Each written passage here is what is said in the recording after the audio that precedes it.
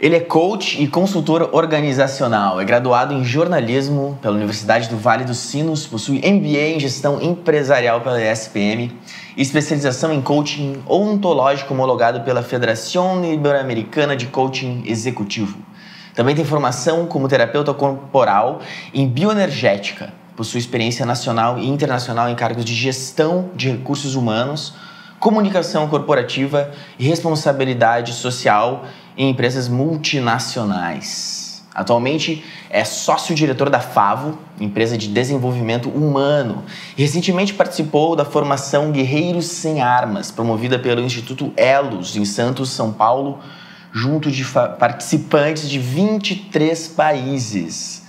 É uma ficha muito longa e seja muito bem-vindo ao podcast Demasiado Humano. Arno Duarte, prazer tê-lo aqui. Valeu, garoto. Obrigado, compartilhar. Obrigado pelo convite, tô felizão, assim, tava ansioso para vir aqui também compartilhar muita coisa com vocês. Que legal, Arno. Fico muito feliz da tua presença aqui e tem já uma longa trajetória em vários campos aqui, ó. Tive que dar uma respirada na Não que eu seja velho, né? Que eu fiz muitas coisas na vida. Não, com certeza. E eu acho que por aí que eu costumo fazer as minhas primeiras perguntas. Gostaria que tu contasse um pouco da tua trajetória, né, que te fez porque me parece que tu começou trabalhando num nível mais empresarial, mais empresarial mesmo, e está cada vez mais trabalhando num nível mais humano. Agora tem a empresa FAVO que trabalha com isso. Se for olhar mesmo assim para a origem, eu comecei trabalhando com computadores, né? Uhum. Então, o meu ensino médio foi técnico em processamento de dados. E a partir daí fiz aqueles cursos de aprendizagem também vinculado à área de tecnologia, estágio em computação. Comecei fazendo faculdade de informática. Uhum. E trabalhei até pelo menos 2005 com computação, com programação, com helpdesk, com máquina. Coisas bem técnicas. Coisas bem técnicas mesmo. E em paralelo, né, depois que eu comecei a faculdade de informática, eu vi que eu gostava mais de lidar com gente. E aí fui para a área de comunicação, fui fazer jornalismo. Uhum. E aos poucos, né, fui começando a conectar as duas coisas, conectando a comunicação, a informação e com a parte de informática. E comecei a trabalhar com gestão de conhecimento, com implantação de intranets. Uhum. E a partir desse processo de implantar intranet, gestão de conhecimento, tinha a ver com informação também, me relacionei mais com pessoas de recursos humanos, das áreas de recursos humanos das empresas. Então eu fazia consultoria implantando intranets, e geralmente quem é responsável por esse tipo de projeto são as pessoas de recursos humanos. E aí aos poucos as coisas foram me levando para trabalhar com comunicação interna. Sim. Só para esclarecer, a intranet é uma comunicação interna na empresa. Isso, um portal corporativo interno, voltado para os colaboradores, né? E aí com o objetivo de gerir o conhecimento da empresa, então de armazenar o conhecimento da empresa ali dentro. Uhum. Então foi mais ou menos esse caminho que eu trilhei, vindo da informática, passando pelo jornalismo e chegando dentro de recursos humanos. Sim. E dentro de recursos humanos eu comecei a trabalhar muito com comunicação, ainda aí aproveitando os conhecimentos do jornalismo, né? Então, criando toda a rede de canais de comunicação, revistas, toda a proposta de como a empresa se relaciona com o colaborador, com o funcionário. E aí, nos últimos tempos, eu tenho visto o quanto é importante não só comunicar, mas tem uma fala que eu gosto de dizer, eu não trabalho com comunicação, eu trabalho com ajudar as pessoas a se relacionar melhor. Uhum. Né? Então, comunicar é uma coisa que parece muito top-down, né? Vai da empresa para baixo.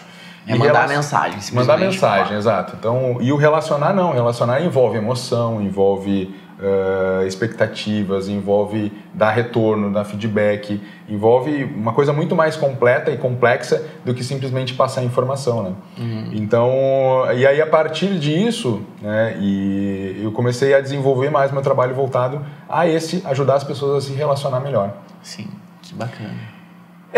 Isso é a parte empresarial, né? Falando da parte... Isso é a ponta do iceberg. Isso é a ponta do iceberg, exatamente. Porque em paralelo disso tudo, tem todo um processo de autoconhecimento que eu tive que passar para também chegar nesse momento. Eu tive um momento da minha vida que eu achava que terapia era coisa de louco. era pra louco, na verdade, né? Eu achava que terapia era um negócio que não era pra mim. Eu não tinha problemas. Culturalmente ainda é muito forte essa ideia, né? Então eu era o cara que não tem problemas, eu não preciso disso. Terapia, isso é coisa de louco. E até que eu comecei a fazer terapia e vi que eu era louco. E era pra mim a terapia também. Então foi mais ou menos em 2007 que eu comecei a procurar, né, processos de terapêuticos e descobri na bioenergética um potencial assim para me trabalhar, né? Então a cada encontro, a cada sessão que eu tinha, eu me aprofundava muito mais nas minhas questões e me questionava, né, do porquê que eu fazia as coisas daquela forma e buscava encontrar caminhos para transformar o que não estava me satisfazendo. Então esse caminho também começou a partir de 2007 e posso dizer que o mergulho nas minhas questões revolucionou a minha vida. Desde questões de saúde, de relacionamento com o outro, de me entender, de me aceitar, sabe? Uma coisa impressionante. E também ajuda no trabalho, né? Ajudou muito no trabalho à medida em que eu comecei a entender melhor o outro e comecei a ajudar as pessoas também a se relacionarem melhor. Então as coisas meio que foram se juntando dentro desse processo todo até chegar no que está hoje. Tem uma passagem muito interessante assim, dentro desse processo, né, que eu gosto de falar sempre que não é que eu me orgulho, mas é que fez muita diferença na minha vida. Eu fiquei cerca de 19 anos sem falar com meu pai. E a partir do processo terapêutico, né, depois de 2 anos de terapia, eu consegui retomar esse contato com ele. E não só a coisa de falar com ele foi importante, né? Claro que aquilo ali foi demais para mim.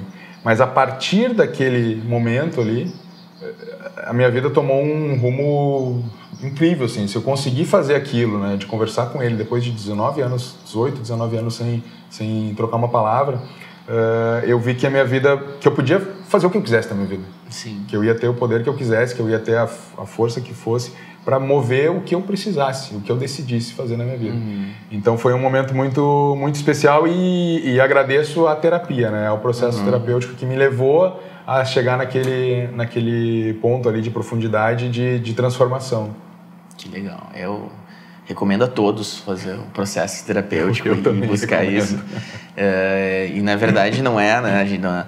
Não é que a gente é louco, é que a gente quer se conhecer mais. É um processo de autoconhecimento, de promoção de saúde. Eu acho que...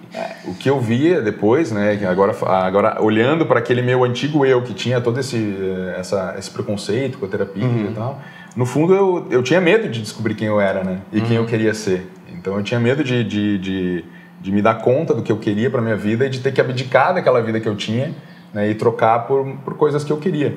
Então era muito mais fácil eu manter aquela vida do jeito que era, tá, confortável ali, mantendo as coisas do jeito da forma que era, do que assumir a responsabilidade e ver o que eu gostava, o que eu não gostava. Sim. E ter que tomar atitudes dali para frente. Quais foram as atitudes que você tomou nesse sentido, que você teve que, de alguma forma, abdicar de algo que estava numa zona de conforto, e tu teve que... Não é isso que eu realmente quero, porque é necessário coragem para tomar esses passos. Né? Não, posso dizer assim, desde relacionamento, né, de relacionamento que eu tinha, na época que eu não estava mais feliz naquele relacionamento, mas mantinha aquilo daquela forma. A própria relação com meus pais, com meus irmãos. Então esse momento com meu pai foi muito transformador, por tudo que gerou na volta. Questões de trabalho também, então da forma como eu deixava a vida me levar, né, ou os outros me levarem, a partir daquele momento também comecei a partir desse processo todo, né, comecei a buscar eu fazer a transformação que eu desejava na minha vida, no meu trabalho, na relação com o outro. E, cara, amigos também, né? Também, o quanto eu me afastava, e posso dizer que é um processo contínuo, porque não é...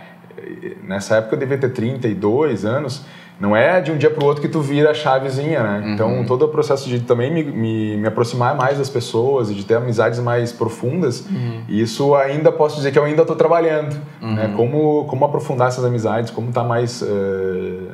ser mais eu quando eu tô junto de alguém. Então várias coisas aí foram e ainda seguem se transformando dentro desse processo. E um outro ponto, que esse eu tenho descoberto mais nos últimos 2 anos, que é um questionamento sobre qual que é o meu propósito de vida, né? Qual que é o sentido da minha vida? Isso até tem uma palestra que eu promovo, que é isso. Qual que é o sentido da minha vida? Para que eu estou aqui hoje? Teve um dia, algum tempo atrás, nem vou conseguir dizer quando, mas estava numa reunião dentro da empresa, na empresa onde eu trabalhava, e eu tive uma epifania. Depois eu fui descobrir o que é uma epifania. Mas eu estava lá na reunião com um monte de gente, uma mesona gigantesca, assim, todo mundo arrumadinho e tal. Gente dos Estados Unidos, São Paulo, de tudo que é lugar do Brasil, naquela mesa de reunião, falando de negócios, de dinheiro, de crescimento, Putz. E eu lá simplesmente, saí do ar. Parecia que eu não estava ali naquela sala. Quer dizer, eu estava, mas eu não ouvia mais o que as pessoas falavam. Eu só ouvia aquele... sabe? Quando sai assim. E eu comecei a me perguntar, para que eu trabalho? Para que eu tô aqui? Sabe? E eu fico imaginando, se alguém estava me olhando naquele momento ali, eles deviam estar assim, acorda aquele cara, né? Para que eu trabalho? Para que eu tô aqui? Para que eu levanto todos os dias de manhã?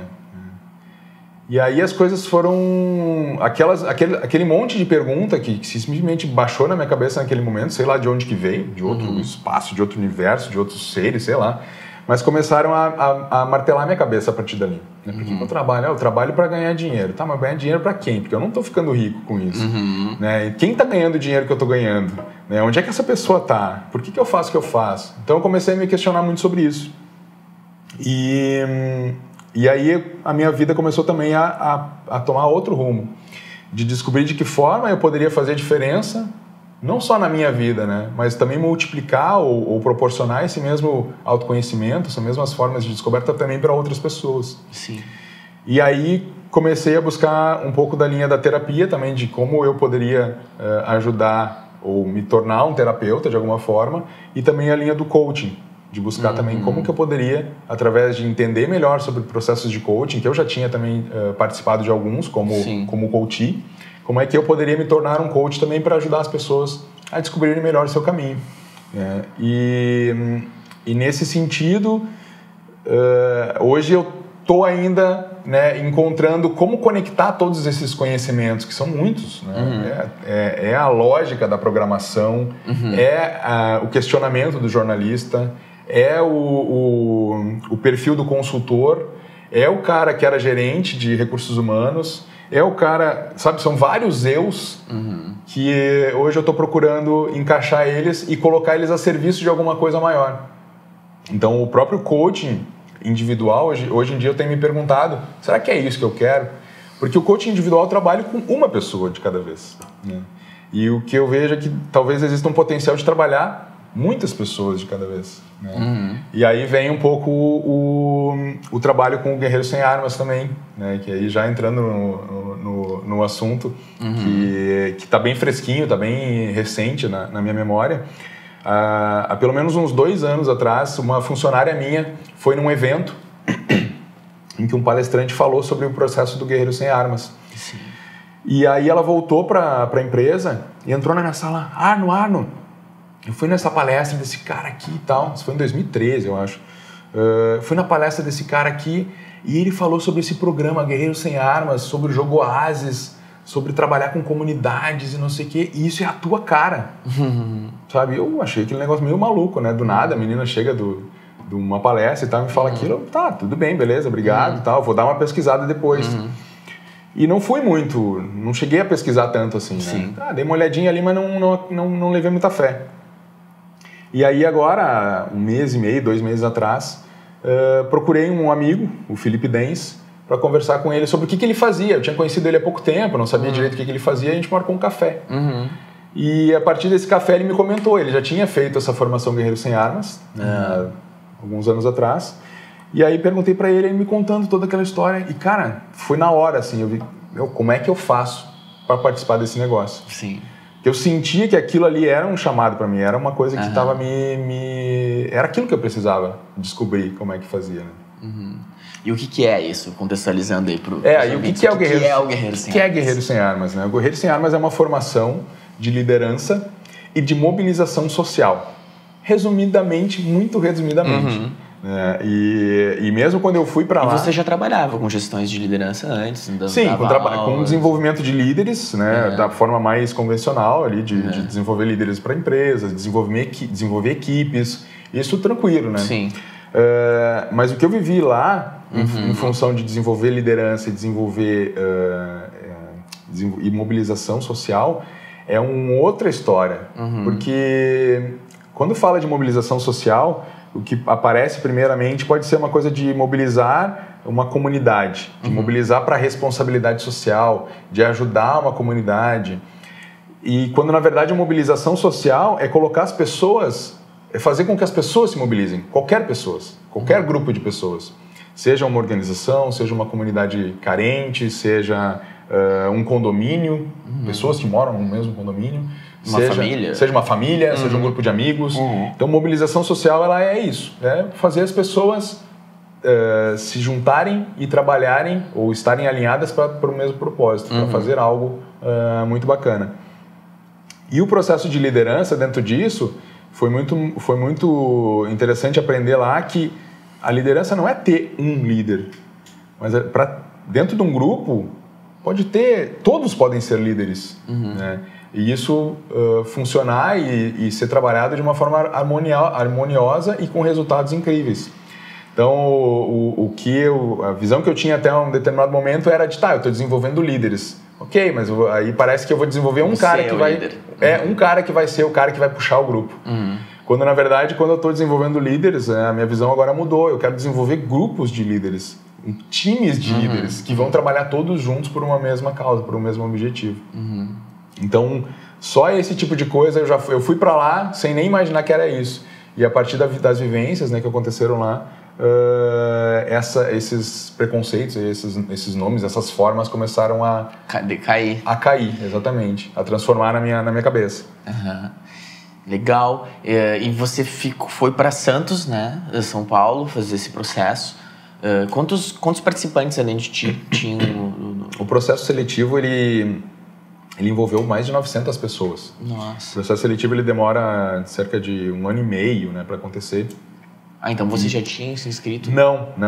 Aí, nesse caso, que houveram algumas desistências. E aí eu acabei entrando num processo paralelo. Sim. E participei aí de uma seleção específica lá para... Tanto que demorou 1 mês, na verdade, a minha seleção. Então, eu tive que mandar vídeo, tive que mandar artigos, tive que fazer diversas entrevistas. Apesar de ter sido curto, foi bem intenso. Profundo e intenso também esse processo seletivo. E aí fui selecionado. E dentro do programa eram 58 pessoas de 23 países. Então, o maluco é isso, é como que a gente viveu em comunidade também, né? Porque esse processo todo a gente morou junto num espaço lá em Santos, numa casa de retiro em Santos por 32 dias. E só o processo de estar com pessoas de 23 países, convivendo, trabalhando junto, né? Dormindo praticamente junto, tendo que desenvolver diversas tarefas lá. É quase que um Big Brother. Só que imagina o Big Brother com 58 pessoas de 23 países diferentes. Alguém foi mandado embora da casa? Cara, não deu vontade. Não deu vontade. Às vezes dá vontade de expulsar um ou outro, mas o processo ele é feito de uma forma tão bacana que não tem como tu não se entender com as pessoas. Por mais que o cara fale inglês, africanês, alemão, sei lá, a língua que ele vai falar, a gente consegue se entender pelo processo todo que é desenvolvido dessa liderança compartilhada, né? Desse processo de cooperação, de colaboração do grupo. Então, essa é uma das bases do trabalho. A gente não está lá para competir e nem ser melhor que ninguém. A gente está lá para se ajudar, né? E para promover e inspirar as comunidades onde a gente trabalha a também serem o melhor. Serem o seu melhor, mas é o seu melhor para o grupo. Então já fica diferente isso dentro de uma linha de organização onde as pessoas querem se destacar para serem promovidas, né? Então tem uma linha hierárquica. Eu quero ser o gerente, eu quero ser o diretor, tudo para ti poder ter mais pessoas abaixo de ti trabalhando para ti. No processo que a gente viveu lá não tem essa hierarquia. É uma gestão, digamos assim, horizontal. É todo mundo trabalhando pelo benefício do propósito comum. Muito interessante esse ponto que tu trazes, assim, que a gente vive nesse mundo competitivo e a gente tem uma ideia de que as coisas devam ser. Tem um lado positivo da competitividade também. Entretanto, eu assisti um filme há um tempo atrás, o nome dele em inglês é I Am, em português é Eu Sou, não sei se você assistiu. Sim, um documentário. Que é um documentário muito legal que mostra, dentre várias coisas, eles mostram os animais e a característica predominante nos grupos de animais não é a competição, é a cooperação. E a gente tem aquela noção de que tem que ter um líder. E a gente vê que em várias situações os animais não tem um líder, não tem uma pessoa que se destaca, um animal que se destaca. É o grupo em si como um todo que vai tomando Tem aquela cena clássica dos pássaros, né? Dos voando pássaros. em uma formação triangular. E o líder, né? O que está na frente, tem um processo de revezamento também daquele processo ali. E então o que a gente viveu muito lá foi isso. Eu consegui experimentar muito essa questão da liderança colaborativa, né? Da gestão participativa dos projetos. Sim. E como é que foi feito? Vocês chegaram lá, tiveram aulas ou foram direto colocar a mão na massa? Não sei como é que funciona. Tá, então eu vou começar explicando o que é o processo todo, né? Tem o Instituto Elos, que é o formador desse curso, do Guerreiro Sem Armas, tem uma filosofia que eles utilizam, que tem 7 etapas. Sim. E a gente, dentro da formação, a gente vive essas 7 etapas. Aprende a viver para nós, para a nossa vida, e aprende também como facilitar, como colocar isso também dentro das comunidades onde a gente atua. E eu já falo um pouco da comunidade. Mas primeiro falando da filosofia. O primeiro estágio dessa filosofia é o olhar. O olhar apreciativo. Também, trazendo para a nossa vida, né? O que a gente mais... Quando alguém vem te contar alguma coisa. Cara, eu tive uma ideia. Vou fazer tal coisa. Vou gravar um podcast demasiado humano. A primeira coisa que alguém vai te falar, talvez, seja... Tá, mas tu já pensou quanto vai custar isso? Tu já pensou que... Será que tu vai ter tempo para fazer tudo isso? Né? Boa pergunta. Boa pergunta. Eu sei que tu faz as coisas de Não tá madrugada. fácil, mas tudo bem. Mas o que vem primeiro? Vem muitas vezes a dificuldade antes de se explorar todas as possibilidades daquilo. Sim. Né? Então o que a gente faz? É verdade. A gente foca já num problema, no que vai me dificultar, né? No que vai me dificultar e como é que eu passo para me libertar daquela dificuldade, né? E aí muitas vezes as pessoas nem fazem nada porque as dificuldades são tantas que tu já desiste antes de começar a fazer alguma coisa. Então o processo a primeira etapa da filosofia é o olhar, e o olhar apreciativo, olhar para as coisas boas que tem. Então quando tu me falar isso, cara, eu quero gravar um podcast, eu vou te dizer, vai ser legal porque vai para o mundo inteiro, vai ter gente, tu pode gravar em outras línguas, e tem internet, sabe? Aí a gente começa num processo de olhar para o positivo daquilo. E a partir de ter todas as possibilidades na mesa, aí tu também pode olhar para o que vai te limitar, mas depois de tu olhar para toda a abundância, todas as coisas boas. Então inverter um pouco esse processo. E como que acontece isso quando a gente chega numa comunidade? Eu trabalhei na comunidade chamada Morro José Menino, em Santos. Sim. Nosso grupo de 58 foi dividido em 3 grupos de 19. Cada um foi para uma comunidade diferente lá, cada grupo foi para uma comunidade. E a gente chega nessa comunidade com trocentos mil preconceitos, né? A gente chega lá olhando que vai ter violência, que vai ser pobre, que vai ter criança suja e ranhenta andando na rua, sabe? A gente acha que vai ter esgoto a céu aberto, que a gente já chega com um monte de preconceito. E a primeira etapa do processo é chegar de olhos vendados na comunidade. Isso que é o mais incrível. Então a gente chega de olhos vendados e é conduzido para sentir a comunidade ou para enxergar a comunidade com outros sentidos, não só com o olhar.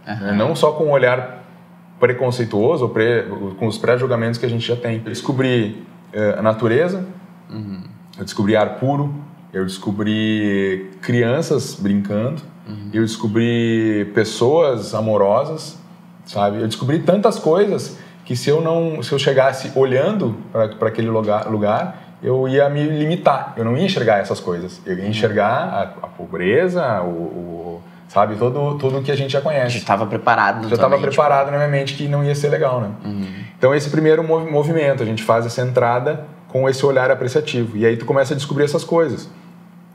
A natureza é muito bonita lá, nesse espaço, as pessoas, crianças brincando na rua. A segunda etapa da filosofia é o afeto. E aí depois de tu olhar toda essa abundância na natureza, pessoas, crianças e tal, tu vai olhar também para as pessoas que estão atrás dessas belezas. Então a gente descobriu lá casas extremamente bem cuidadas, pintadas, simples, mas super bem cuidadas. Sim. Né? Crianças brincando nas ruas, super felizes. Casas onde existiam todo um paisagismo na casa, flores lindas e plantas e tal. Então a gente vai descobrir quem são as pessoas que estão por trás dessas belezas, dessas coisas bacanas que a gente viu no olhar. Sim. E a partir dessa investigação, dessas entrevistas com as pessoas, e no início é muito maluco, né? Porque no primeiro estágio as pessoas... O que são esses loucos aqui tateando as coisas, né? Andando de venda no meio da rua. E aí as pessoas já estranham aqueles malucos, né? Do nada aparecem lá. No segundo, elas estranham mais ainda, porque a gente vai e bate nas casas. Opa, tia, como é que tá? Tudo bem? Como é que é essa casa aí? A senhora tem esse monte de plantas aqui, a senhora que cuida. Aí a gente vai se interessar pelas pessoas que estão por trás daquelas belezas. E o maluco também, o que eles mais se surpreendem é que eu sou de Porto Alegre. O que eu tô fazendo lá em Santos, na comunidade deles, perguntando sobre a vida deles? Sobre por que eles gostam de plantar as plantinhas, por que aquele cara pintou a casa daquele jeito, sabe? Então a gente se interessa pela história da pessoa. Ou por que vem um cara lá do Zimbábue e tá aqui na minha rua falando inglês comigo, perguntando sobre a minha história. Meu vizinho nunca parou aqui para perguntar sobre mim, né? Sim. Então aí as pessoas começam a se surpreender e começam também a se abrir mais. Então nós já vemos, os caras estão aqui porque eles estão se importando com a gente. Então aí a gente descobre histórias incríveis, né? De pessoas que moram na comunidade há 60 anos, 50 e poucos anos, pessoas que são líderes lá dentro, informais. Aí tu vai descobrindo os destaques, as pessoas que são mais referência na comunidade. Eu conheci um menino lá, dentro dessas entrevistas, que a gente estava perguntando também para as crianças, o que vocês gostam de fazer aqui, né, na comunidade e tal. Eu cheguei para ele, menino, o que tu gosta de fazer aqui? Eu gosto de jogar bola aqui na rua, eu gosto de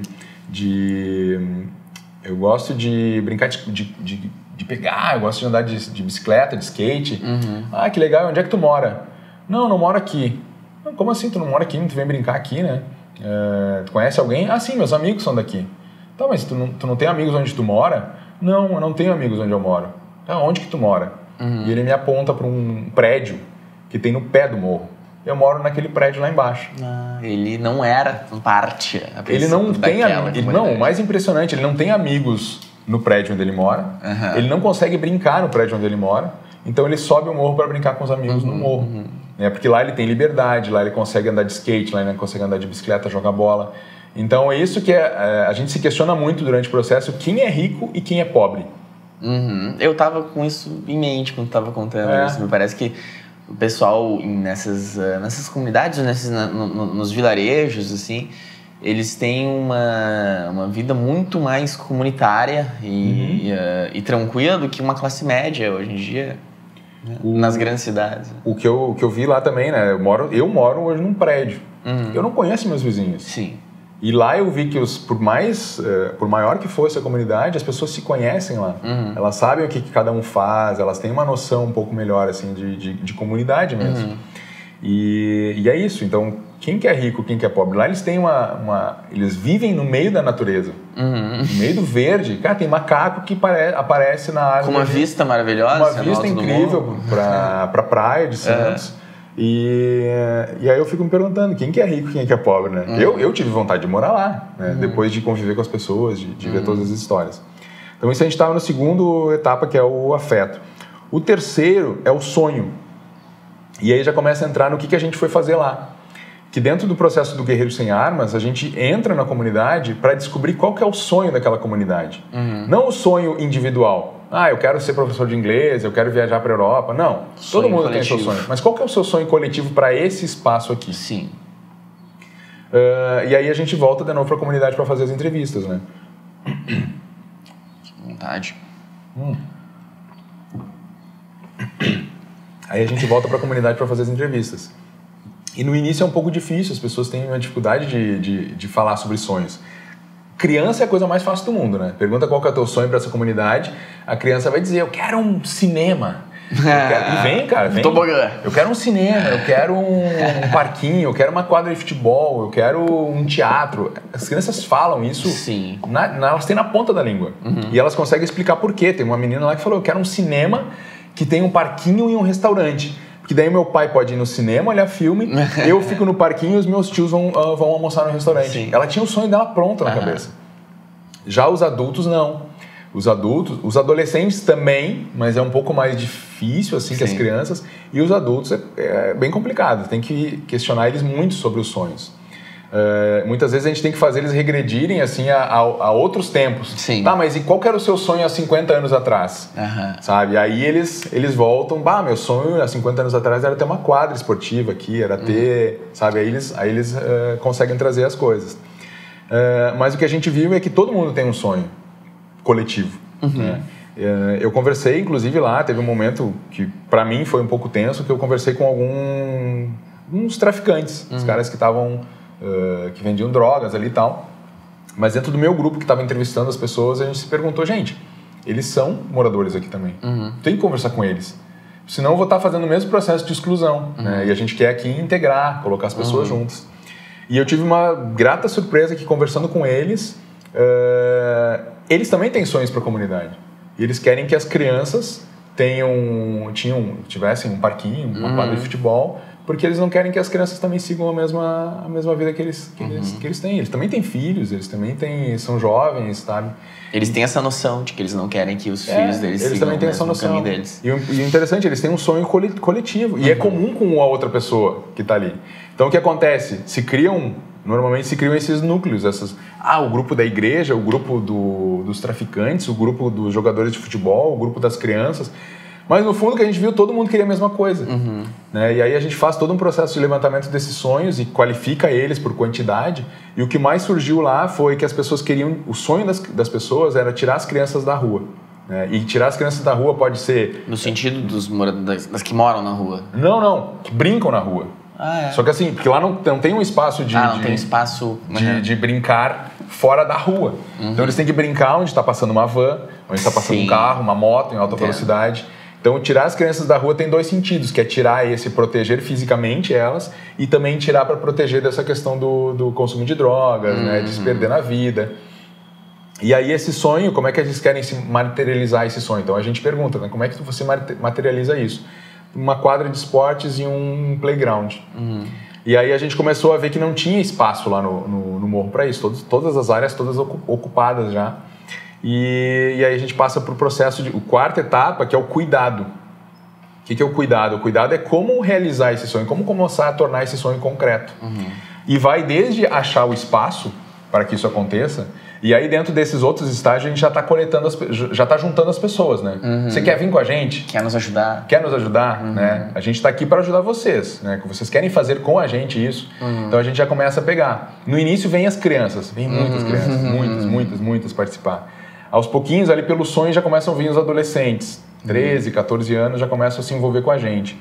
Na quarta etapa, que é do cuidado, já começam a vir os adultos, alguns adultos. E o cuidado é identificar o espaço onde a gente pode construir esse sonho e montar uma maquete desse sonho. Né? Então, fazer lá pega ali um espaço, uma folha de cartolina e levanta esse sonho do papel. Com massinha de modelar, com um palitinho de churrasquinho, com tinta. Então, em paralelo, a gente identificou lá na comunidade um espaço onde há 20 e tantos anos a prefeitura dizia que ia construir uma quadra de esportes. 20 e poucos anos. E aí o que a gente fez? Né? Junto com alguns moradores da comunidade, a gente foi até a prefeitura e disse, a gente quer usar esse espaço para construir uma quadra de esportes nesse final de semana, em 4 dias. Né? Parece loucura. Ninguém acredita, nem os moradores que vão com a gente acreditam que isso é possível. E aí a gente vai construir isso em 4 dias. Né? Aí a prefeitura liberou o espaço lá, era um bananal ferrado, assim, com muita bananeira. Devia ter uns 500, 600 metros quadrados de bananeira. Então, na etapa do cuidado, eles montaram toda essa maquete de como seria o espaço. Em paralelo, eles também aproveitaram para embelezar outros espaços. Tinha um muro muito grande também no caminho para esse bananal, Sim. onde seria a quadra e o playground. E tinha na entrada da cidade também tinha uma escadaria muito grande e com muito lixo, falta de pintura, não tinha nenhum cuidado. E era a entrada do morro, era a recepção do morro. E também se descobriu que tinha muitas empreendedoras lá, mulheres que fazem doce, que fazem bolos, que fazem salgados, que fazem artesanato. E essas mulheres, cada uma fazia o seu trabalho e ninguém sabia que todas faziam aquilo. Então elas também se organizaram para montar uma feira, uma feirinha do morro, para vender para os próprios moradores. Sim. Então foram 5 coisas: a feira, a escadaria da entrada da cidade, o muralismo, o playground e a quadra de esportes. Foram 5 coisas. Então isso tudo eles montaram naquela maquete. Isso foi o terceiro, Cuidado. quarto. Isso. Aí entra o milagre, que é a quinta etapa da filosofia. E o milagre é a mão na massa. Então a partir dessas pessoas, todas que a gente começou a arrecadar durante esse período, a partir da descoberta do sonho, a partir da maquete que foi montada, a gente vai lá pro terreno mesmo e vai fazer acontecer. E muito o nosso papel como Guerreiros Sem Armas lá é muito dar o exemplo, né? Então a gente começou, na verdade, numa sexta-feira a fazer esse trabalho. Eu e mais algumas pessoas do nosso grupo, a gente se dividiu. Então um grupo nosso ficou nesse bananal. Bananal ferrado, desgraçado lá. Até hoje eu lembro, tô com as mãos ainda estouradas, de tanto cortar bananeira, cara, com facão. Sim. Cortar bananeira com facão. E as crianças nos ajudando a carregar aquelas bananeiras pesadíssimas, sabe? A gente tinha que picar o caule em 4, 5 pedaços para as crianças poderem carregar. Isso foi numa sexta-feira. Foi duro aquele dia. E aí no sábado, de manhã cedo, cara, como não tinha aparecido nenhum adulto, ou pouquíssimos adultos na sexta, no sábado eu acordei assim, cara, eu não quero fazer por eles. Eu acordei super desmotivado no sábado, né? E para ajudar, uma chuva torrencial. E aí nesse sábado de manhã, a gente foi pra lá, pro tal do terreno, e eu cheguei super desmotivado lá, cara, não tô afim de fazer por eles, né? Sim. E aí foi maluco, porque começaram a aparecer os homens também a aparecer, né? A surgir também pra ajudar. E foi muito louco, porque nesse primeiro sábado tinha um cara, quando a gente chegou lá, 8 e pouco da manhã, tinha um cara lá, uma cara fechada assim, escorada numa parede. E eu tinha conversado com ele alguns dias antes, na etapa do sonho, eu tinha passado por ele na rua e tinha conversado com ele. E ele me disse, cara, não acredito, vocês estão perdendo tempo de vocês aqui. Essa comunidade é muito desunida. Não dá pra... Vocês devem ser da política.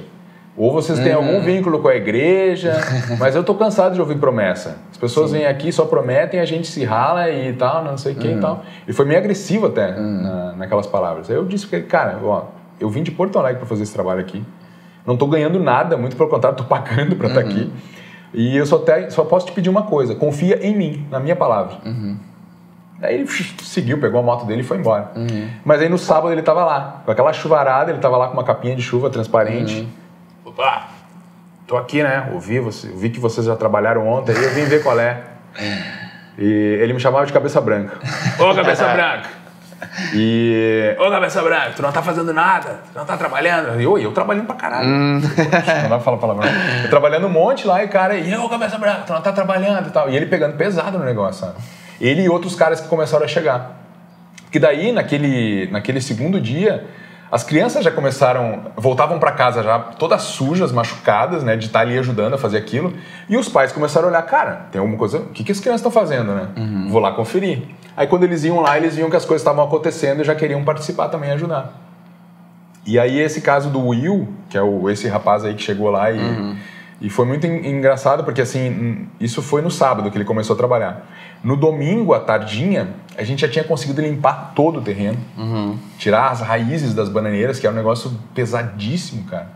Muito duro, assim, a gente conseguiu limpar e enchemos de aterro. Conseguimos colocar aterro, resto de obra, coisa para deixar o terreno mais plano para poder fazer o campinho de futebol ali. E no domingo, no final da tarde, a gente conseguiu jogar bola lá. Para mim foi incrível, porque no sábado eu estava quase desistindo do trabalho, estava super desmotivado, e no domingo, no final da tarde, eu consegui jogar bola, com aquela gurizada ali, com aqueles caras que estavam ajudando.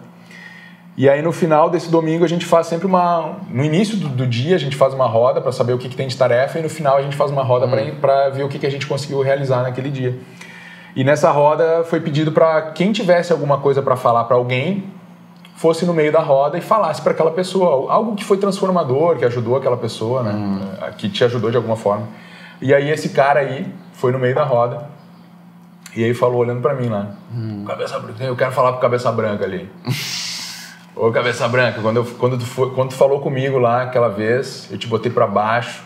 Eu disse que não ia dar certo, que essa comunidade não era unida, que vocês estavam perdendo tempo de vocês. Eu duvidei do que tu estava falando. E aí é que eu tô aqui há 2 dias e tô vendo que a gente consegue fazer o que a gente quiser da nossa vida. E eu te agradeço por tu ter transformado a minha vida de alguma forma e tu ter insistido e acreditado em mim. Nossa. Cara, isso era na metade dos 4 dias. Né? Aí com aquele gás ali, eu queria fazer muito mais junto com aquela galera, né? Então foi muito mágico aquele depoimento dele ali naquela roda. Porque assim, realmente eu não estava ganhando nada de estar ali. Mas o que eu queria e o que eu estava buscando, que eu te falei desde o início, é isso. Como transformar a vida das pessoas, né? E de um grande número de pessoas. Né? E aí eu comecei a ver que a ação ajuda a transformar. A colocar as pessoas em contato, colocar as pessoas a trabalharem juntos, isso transforma, isso faz as coisas acontecerem. E aquele movimento daquele cara que chegou super agressivo no primeiro momento já estava ali se derretendo, foi lá e me deu um abraço no final do círculo. Emocionante, né? Deve ter sido. Porra! E isso era o segundo dia. Aí inicialmente a gente queria fazer uma quadra de cimento, que era o sonho da comunidade, fazer uma quadra de futebol de salão. Só que outra coisa, né? A gente tem que buscar também junto com a comunidade os materiais para fazer tudo isso. Então não tem assim alguém que vai lá e patrocina, toma aqui 10 mil para te construir um negócio. Não. Um dos processos é também a comunidade se empoderar e buscar os recursos necessários. Né? Então toda tinta, machado, ferramentas, pincel, tudo. Todos os instrumentos. A comunidade tinha que ir atrás, todo o material. Então, aquela parte de fazer a quadra com cimento estava muito complicada, ia ser muito demorado e a gente não estava conseguindo, ia ser muito caro, né? E buscar esses recursos ia ser complicado. Então a gente decidiu em determinado momento que ia fazer uma quadra de futebol de areia. Porque a galera já estava acostumada a descer até a praia e jogar futebol na praia. Sim. Então, então vamos fazer isso, vamos buscar areia. E aí eu parti eu peguei um papel lá que era o papel de buscar recurso. Aí fiquei de segunda e terça atrás de areia. Então, em fornecedor de areia, com prefeitura, com vários lugares buscando, principalmente doação, né? Ao mesmo tempo, a gente estava fazendo uma rifa para juntar grana se precisasse comprar areia. Sim.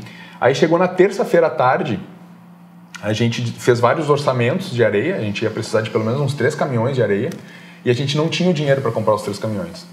E, ao mesmo tempo, a gente não tinha conseguido doação também de caminhão de areia. E outra coisa maluca, né? Um menino... o Luan, ele chegava lá e chegava na gente, olhava pra gente como se a gente fosse super-herói lá. Ô tio, qual que é o teu superpoder? Aí, cara, eu sei lá, eu sou super criativo, eu sou super não sei o quê, daí a gente conversava com ele. E quando ele descobriu que o campinho ia ser de areia, ele ficava toda hora me perguntando, ô tio, o caminhão já tá chegando, Eu, cara, não, ainda não, espera mais um pouquinho. E chegou na terça-feira, que era o último dia, já era umas 3 da tarde mais ou menos, e eu correndo atrás de caminhão de areia, não tava achando. Chegou um momento que eu meio que, de novo, né, tava aquela coisa de, não vai dar certo, não vou conseguir, vou ter desânimo. Um desânimo, vou ter que entregar o campinho com aquele monte de pedra lá para as crianças jogar. E aí entrou no meu automático, na minha história de estar sempre atrás da sobrevivência. Sempre atrás de buscar recursos para me manter, né? Sempre juntando dinheiro, guardando, trabalhando muito e tal. E nunca acreditando na abundância. Que existe recurso suficiente, existe grana, material e tal, só tem que procurar nos lugares certos. Então já tava aquele monstrinho na minha cabeça aqui, aquele diabinho ali, cara, viu? Não tem. Isso, tu tá tu tá bancando trouxa aí, ligando pras pessoas, ninguém vai dar nada, tu não vai conseguir comprar, não vai ter. E é que nesse momento aí chega um outro colega meu e diz, cara, consegui um caminhão de areia. Não, consegui 3 caminhões de areia. Nossa. E aí, cara, desabei a chorar ali, porque eu já tava naquele movimento de não acreditar. Sim. E aí chega o cara, ele me diz, conseguiu, sabe? E aí fui lá, abracei o Luan, o caminhão tá chegando. E aí quando o caminhão chegou, cara, e isso faltava poucos minutos, assim, pra acabar o processo, né? Acabar o período que a gente tinha se proposto pra trabalhar. Surgiu criança e adulto de tudo que era lugar. carregando carrinho de mão, puxando brita, areia e levando para lá, porque tinha uns 50 metros do local onde o caminhão podia parar até o campinho. Sim. E, acabou o trabalho 6 e pouco da tarde, o campo estava pronto, a escadaria estava linda, o muro estava um dos mais lindos que o Guerreiro Sem Armas tem memória. A feirinha já tinha acontecido, as mulheres tinham arrecadado mais de R$500 em 2 horas de venda. O playground estava lá pronto, os homens montaram aquele playground, balanço, gangorra, fizeram uma churrasqueira. Os homens da comunidade. Os homens da comunidade. Então, tipo assim, não foi um brinquedo pronto para lá, não, eles construíram. Sim, eles construíram. Eles construíram, foram atrás de madeira, atrás de prego, atrás de corda e construíram os brinquedos. E tudo isso pronto em 4 dias. 4 dias e um pouquinho. Então, para mim, assim, foi transformador esse processo, né? Por ver que a ação conecta as pessoas. A ação faz o cara acreditar no seu potencial. E aí é diferente do falar, né? Eu vou fazer, eu entendo que eu preciso. A mesma coisa, abundância e escassez era uma coisa que eu falava muito. Aquela coisa de publicar frasezinha no Facebook, né? Mas eu nunca tinha sentido na pele que a abundância existe, que a abundância é possível, se eu for atrás, se eu me puxar para que isso aconteça. Então foi bacana isso. Isso é a etapa do milagre, estou na 5ª ainda. Sim. 5ª. Depois tem a 6ª, que é a celebração. Que é também algo que muitas vezes a gente esquece na nossa vida, né? Cara, fizemos tudo isso, foi muito legal. Vai ficar só por isso agora? Não vamos deixar isso passar. Então a gente celebra bastante lá, né? Tem muito isso de celebrar com a comunidade. E aí as pessoas já estão muito envolvidas emocionalmente com a gente. Eu me sinto, parece que eu morei lá 20 anos. Sim. E na verdade eu fiquei 16 dias dentro da comunidade. Mas a impressão que eu tenho é que eu conheço aquelas pessoas há mais de 20 anos. Então a celebração, que é um momento muito importante também. E na sequência é a reevolução, que é o último estágio, que é o 7º, que é também, e a partir disso que vocês viram, que vocês têm o poder, que vocês podem fazer o que vocês quiserem da vida de vocês, sem depender de ninguém. O que vocês podem fazer? Se vocês fizeram isso em 4 dias, imagina o que vocês podem fazer em 1 mês, em 3 meses, em 1 ano. E aí as pessoas começam, aquelas pessoas que não tinham sonhos lá, ou que achavam que não era possível realizar sonhos, elas começam a ver que é possível fazer muito mais. Né? Então esse processo de revolução parte disso, de o que você pode fazer agora com o tempo, né? Buscando recurso, olhando para os seus talentos que tem aqui na comunidade. E a outra coisa é que eles tinham muito medo também que os traficantes invadissem o espaço. Porque isso daqui vai virar ponto de tráfico, não sei o quê. Até pode virar, se eles não assumirem o espaço para eles. Então, onde é que o traficante entra? Ele entra onde o espaço está abandonado. Né? Então, aí eles já começaram a se organizar. Agora tem uma comissão que cuida do espaço, que está organizando, que está mantendo, fazendo manutenção. Então, eles se organizaram. Não precisou a gente ir lá e dizer, vocês têm que organizar uma comissão. Eles já estavam se organizando para cuidar do espaço. Então, essas são as 7 etapas do processo. E a partir disso que eu vivenciei lá, eu percebo que essas 7 etapas, elas podem ser aplicadas em qualquer momento da tua vida, né? da sua vida. Eu cheguei em casa numa quinta-feira e na sexta-feira eu tive que preparar o almoço. O que eu fiz, né, na sexta-feira? 7 etapas do processo ao preparar o almoço. Abri a geladeira, olhar apreciativo. O que tem de bom aqui? Olhar apreciativo. E ver, assim, tudo pelo lado positivo, né? O copo tá meio cheio, não tá meio vazio. O copo tá meio cheio, exato. Então eu fui lá, olhei, tem isso, tem aquilo, tem aquele outro. Aí, afeto, né? O que a minha esposa vai gostar para eu preparar para ela? Ela gosta disso, gosta daquilo. Ela gosta que a mesa esteja bonita e tal. Daí eu já comecei a conectar. O meu sonho era conseguir fazer aquela mesa ficar bonitinha, a comida tá gostosa. Esse era o meu sonho. O milagre foi fazer aquilo acontecer, sabe? Então, esse processo tu pode trazer para qualquer aspecto da tua vida. Então, isso que foi mais incrível. E aí o meu processo de revolução agora, que seria a 7ª etapa, como que eu consigo promover outros espaços, né? Conectar com pessoas que têm essa mesma vibe, essa mesma vontade de fazer a diferença. Sim. E promover novos encontros, novos processos, seja numa comunidade aqui no Rio Grande do Sul, seja numa organização, seja num projeto específico, seja no meu condomínio. Então a ideia agora é multiplicar isso, fazer com que isso seja mais vivo na minha vida, né? Mais ativo na minha vida. Cara, eu falo pra caramba. Tu fala bastante. Eu tô deixando tu falar, né? Tu não dá espaço. Tem alguma dúvida? Mas é sensacional. Olha, deixei falar. Mas sensacional. Acho que é um processo muito transformador e essa questão de dar autonomia para as pessoas, né? De empoderar elas, que ela pode, que tu consegue. Não é fácil, tu precisa tomar ação. E também o senso comunitário, eu acho que esse senso de comunidade é muito importante, né? Eu estou aqui, estou contigo, de se tornar vulnerável, de bater na porta das pessoas, que não é muito fácil, né? Às vezes é mais fácil a gente bater lá em São Paulo, em Santos, do que bater aqui no nosso vizinho, né? Exato. E tem um outro ponto também que dentro desse processo de autoconhecimento que eu busquei e tal, eu sentia que eu tinha muito amor dentro de mim, né? E aí eu me sentia esse amorzinho assim fechado, sabe? Coraçãozinho apertado, assim. E dentro desse trabalho todo lá eu vi que, cara, tem espaço para compartilhar isso com o mundo inteiro, né? Então, poder realizar isso lá foi muito isso, uma função de amor mesmo, de dar o meu melhor para toda aquela comunidade, que eu nem sei quantas pessoas tem naquela comunidade, sei lá, 4.000 pessoas, 3.000 pessoas, mas de colocar o meu coração, minha energia à disposição daquele movimento, daquele grupo. E aí é isso, a minha vontade agora é de continuar fazendo isso, né? De continuar buscando tirar daqui de dentro, né? E me sentir muito mais apaixonado pelas pessoas. De poder replicar essas De poder replicar isso. Né? Então... Que maravilha. É isso. E Arno, tu és sócio-diretor da Favo, uma empresa de desenvolvimento pessoal, né? E como é que está se dando esse trabalho de vocês? Porque também foi um novo empreendimento, né? Sim. A Favo tem, oficialmente, né, tem 1 ano, mas a gente já trabalhava também em alguns trabalhos antes desse período.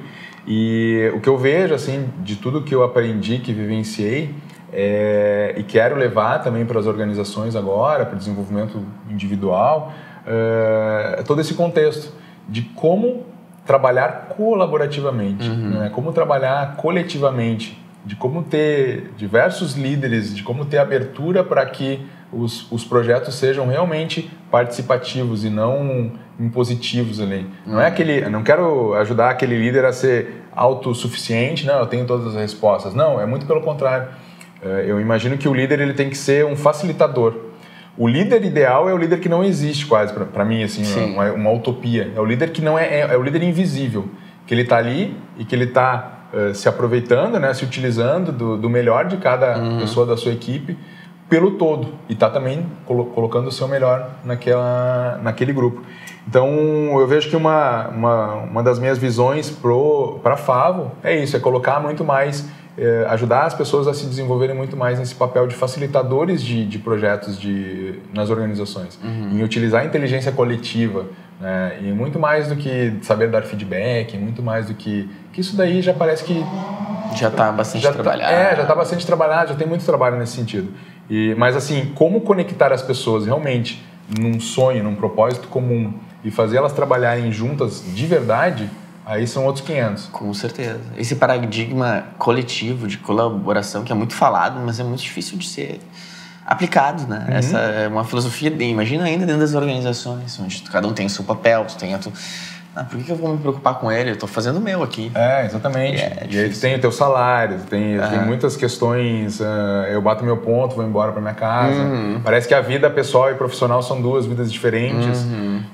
Eu acho que o líder mesmo é um cara que ele é profissional e pessoal junto, não tem diferença. E ele vai ser um cara lá dentro da empresa em que ele vai se expor tanto como para um funcionário, tanto como ele se expõe para um amigo.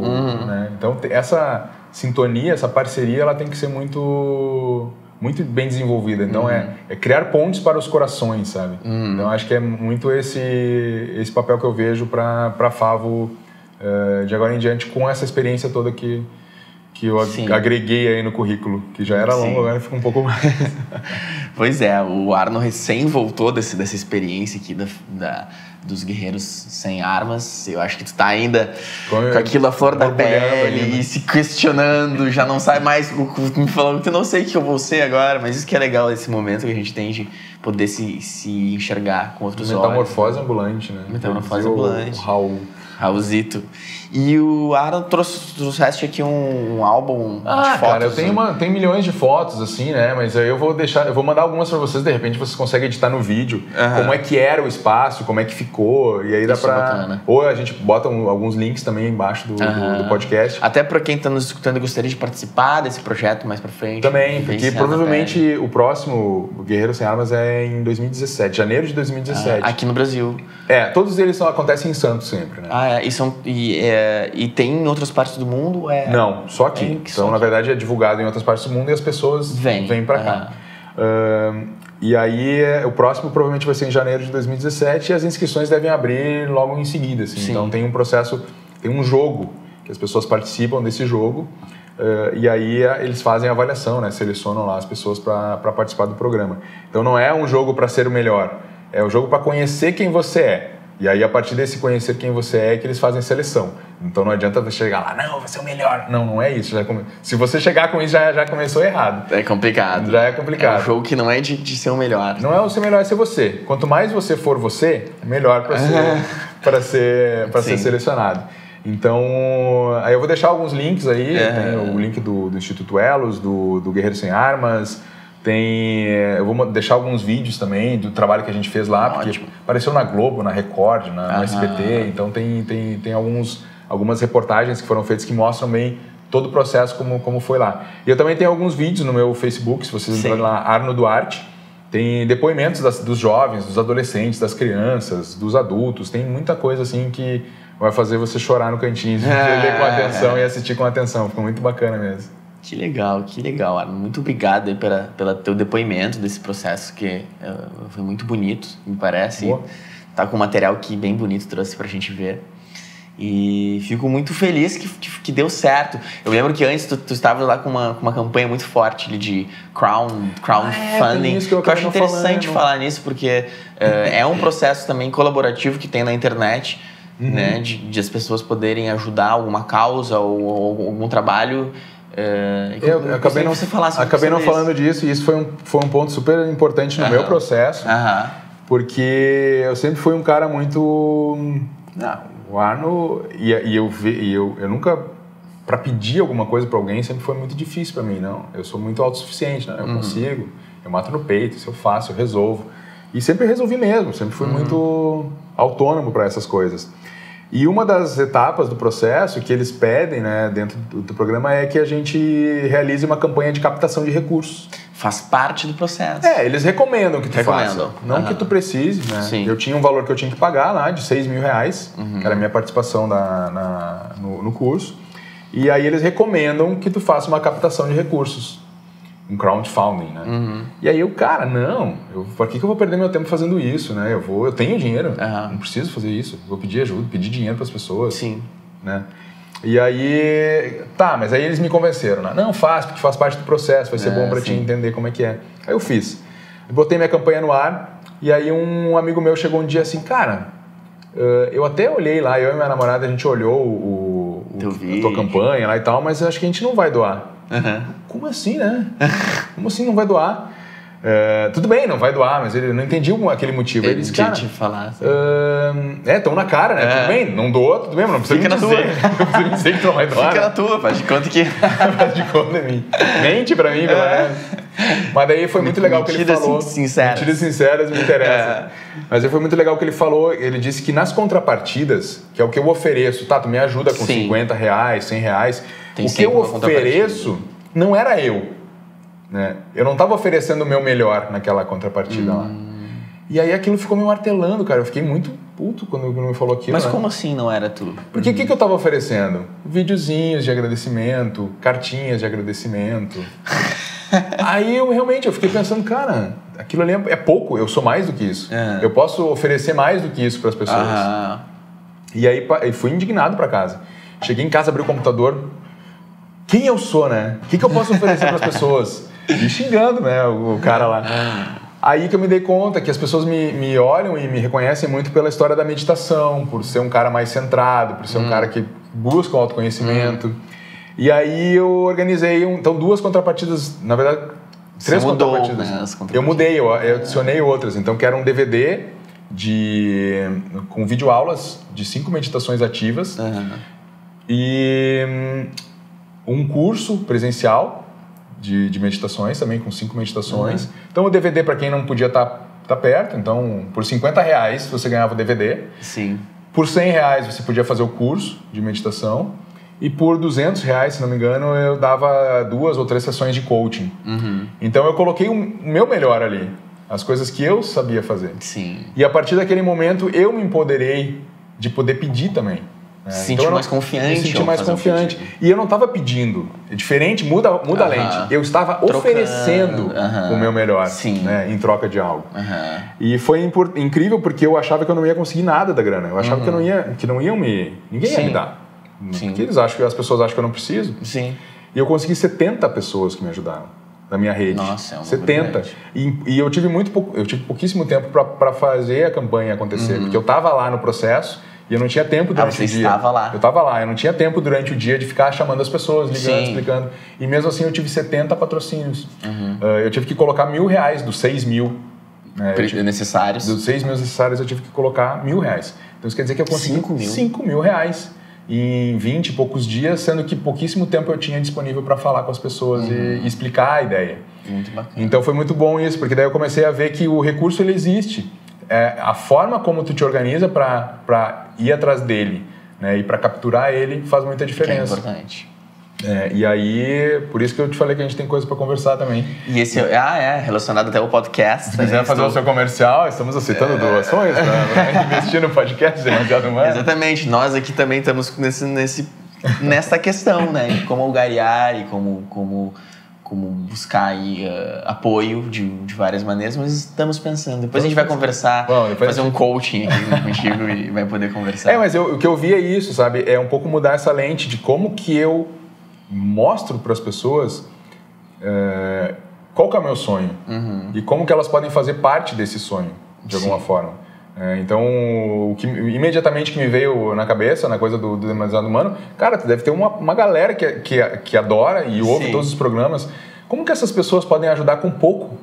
E essas várias pessoas que ajudam com pouco conseguem, né, ter uma base mínima de fazer o processo. Imagina isso para tua vida, para tua carreira, para tantas coisas que a gente tem vontade de fazer, sonhos que a gente tem. E não faz. E não faz porque acha que não tem recurso, que acha que não vai ter apoio, acha que não vai ter não sei quem. Então eu tenho invertido muito esse pensamento agora para onde é que está o dinheiro?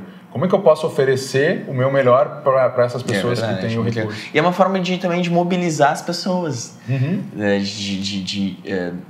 É uma forma de uma ação colaborativa que você estava citando no Guerreiro Sem Arma também.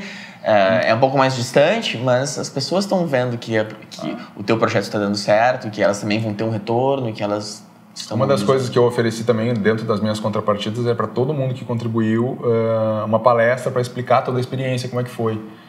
Que vai acontecer agora nesse sábado, não sei que dia vai ao ar, mas provavelmente já vai ter acontecido. Então eu vou juntar 70 pessoas, né, todas que puderem ir, e vou contar para eles como é que foi a experiência.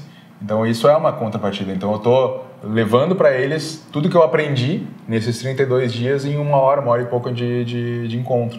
Então eu também estou oferecendo coisa, eu não estou pedindo dinheiro simplesmente para pedir. Né? Então, bacana. Fica o recado aí, dinheiro existe. Dinheiro existe. Muito legal, Arno. Arno, muito obrigado pela tua presença, pela disponibilidade de ter vindo aqui, trocado toda a tua experiência com a gente. Você já passou, acho que, os sites, né?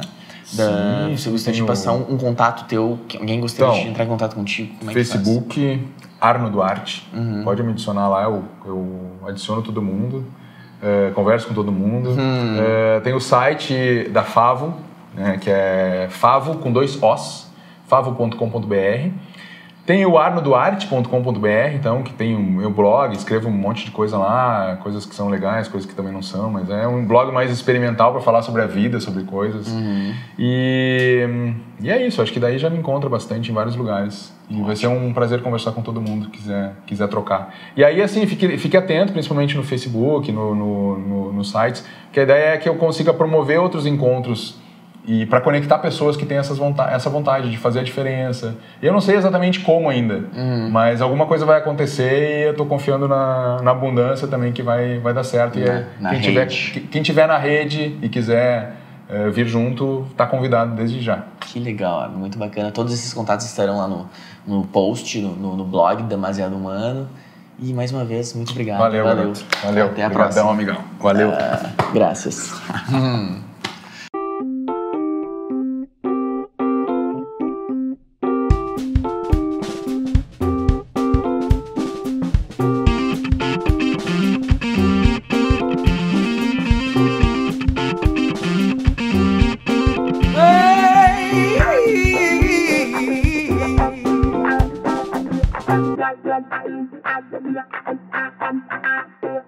Yeah.